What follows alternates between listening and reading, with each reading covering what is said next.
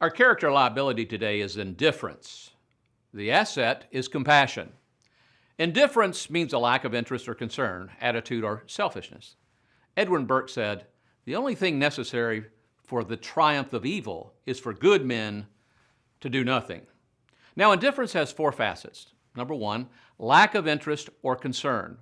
We were shocked by their indifference toward poverty. Number two, unimportance. Little or no concern. Whether or not we attend the party is a matter of indifference. Number three, the quality or condition of being indifferent. I really don't care if they make it or not. Number four, mediocre quality. Mediocrity. Well, if you have to give something, give them $1 or $2. Well, what is indifference? Spoken by Eli Wiesel, April 12th of 1999, here are excerpts of an impassioned speech in the East Room of the White House. It was part of the Millennium Lecture Series hosted by President Bill Clinton and First Lady Hillary Rodham Clinton. He said, "The word means no difference, a strange and unnatural state in which the lines blur between light and darkness, dusk and dawn, crime and punishment, cruelty and compassion, good and evil. What are its courses and inescapable consequences? Is it a philosophy?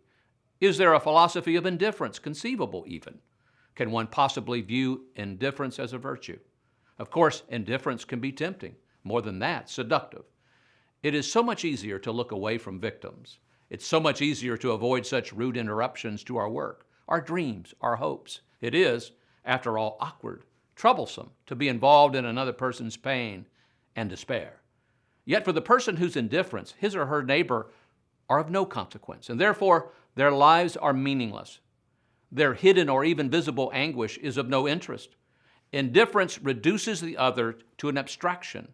Over there, behind the black gates of Auschwitz, the most tragic of all, the prisoners were Musulmaner, as they were called. Wrapped in their torn blankets, they would sit or lie on the ground, staring vacantly into space, unaware of who or where they were, strangers to their surroundings. They were no longer feeling pain, hunger, or thirst. They feared nothing. They felt nothing. They were dead and did not know it. Rooted in our tradition, some of us felt that to be abandoned by humanity then was not the ultimate. We felt that to be abandoned by God was worse than to be punished by Him. Better an unjust God than an indifferent one. For us, to be ignored by God was a harsher punishment than to be a victim of His anger. Man can live far from God, but not outside God. God is wherever we are, even in suffering, even in suffering. In a way, to be indifferent to that suffering is what makes the human being inhuman. Indifference, after all, is more dangerous than anger and hatred. Anger can at times be creative, but indifference is never creative. Even hatred at times may elicit a response. You fight it, you denounce it, you disarm it. Indifference elicits no response. Indifference is not a response. Indifference is not a beginning. It's an end. And therefore, indifference is always the friend of the enemy, for it benefits the aggressor, never his victim, whose pain is magnified when he or she feels forgotten.